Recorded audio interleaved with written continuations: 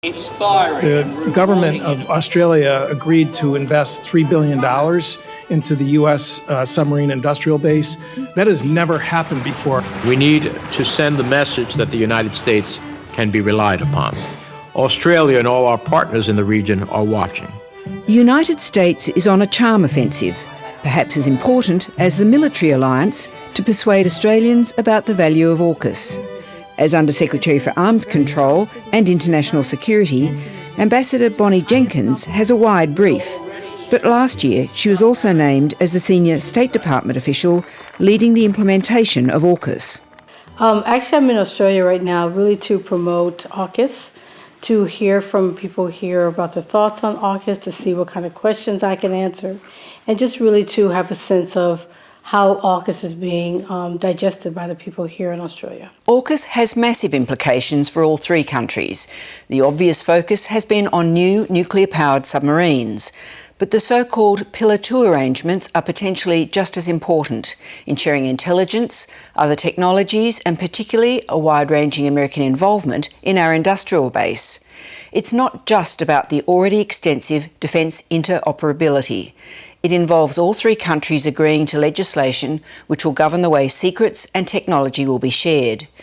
The proposed Australian legislation has raised alarm bells within the academic community and among small to medium defence companies. Pillar 2 of the AUKUS agreement does have quite significant consequences for the research sector broadly, primarily because Australia is a very, very big international research collaborator.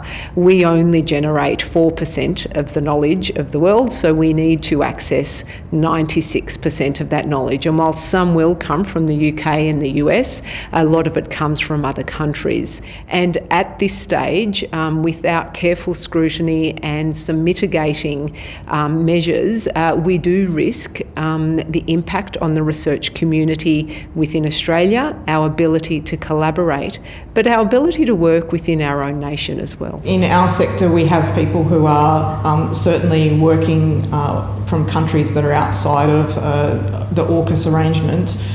Many people in kind of Europe and countries that are covered on that foreign countries list. But equally, the semiconductor sector has many individuals from places like India, South Korea, even countries in Europe like the Ukraine, that provide input to this sector. I think the focus, I think what we should understand about the export controls is that it's really meant to help ensure that the US, Australia, and the UK can exchange technology, know-how, military training, without worrying about things being stolen by outsiders. But what also should be understood is it also allows for unimpeded access with industry and others involved in AUKUS, including universities. So it actually opens up access.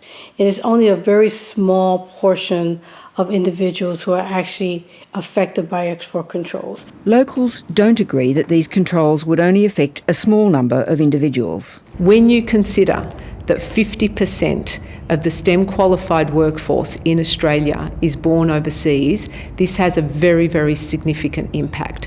When you consider the postgraduate community in Australia, a large proportion of those are researchers from overseas countries that are not US and the UK. This has a significant impact on our ability to attract researchers to our country in areas of high demand and to keep them here. And it is not just obscure researchers from obvious national security target countries like China that are captured by the legislation. The President of the Australian Academy of Science, Professor Jagadish, is an extraordinary and distinguished physicist in Australia. He works at the ANU. Much of Professor Jagadish's research has nothing to do with defence, but it could still be captured. So much of his technology is used for other applications. He's been able to use semiconductor and nanotechnology research to assist in Alzheimer's disease.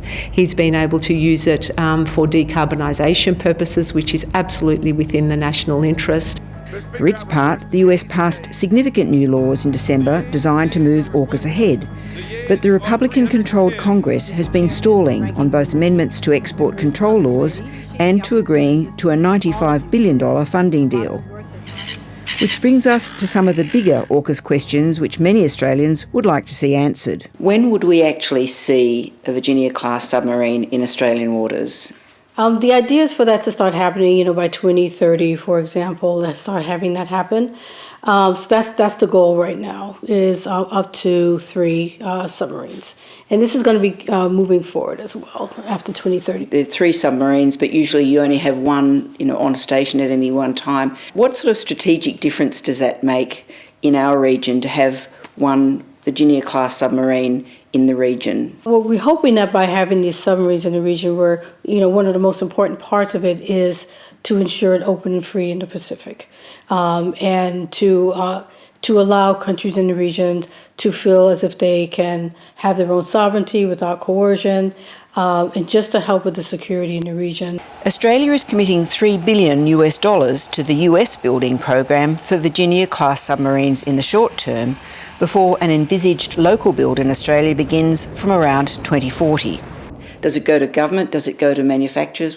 How does it work? I mean, I'm not exactly sure where all the different points that it actually is going to go. I think the important thing is that it will be Australia's contribution, one of many contributions to this effort. And I just want people to think about that there's so many aspects of this that they will get from having this. And instead, it's a lot of money.